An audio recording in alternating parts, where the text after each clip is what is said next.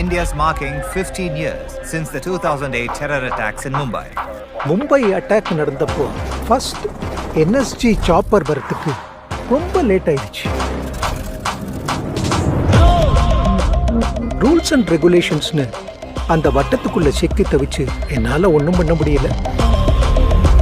இனி எல்லாத்தையும் ஒன்னொன்னா சரி பண்ணணும். எப்படி சார்? என்ன பண்ண போறீங்க? த பேஸ்மெண்ட்.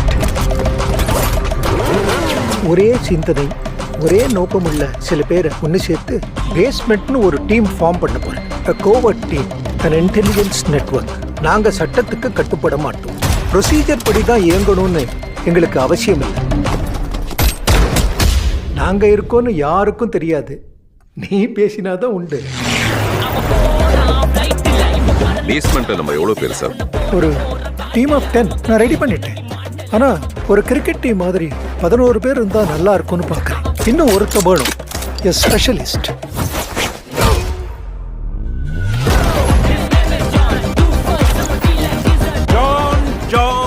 ஜான் உன் டீமுக்கு பேர்ல இருக்கா?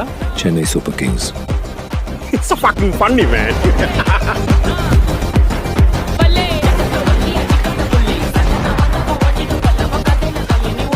Indians? Bunch of Indians? How do we find them?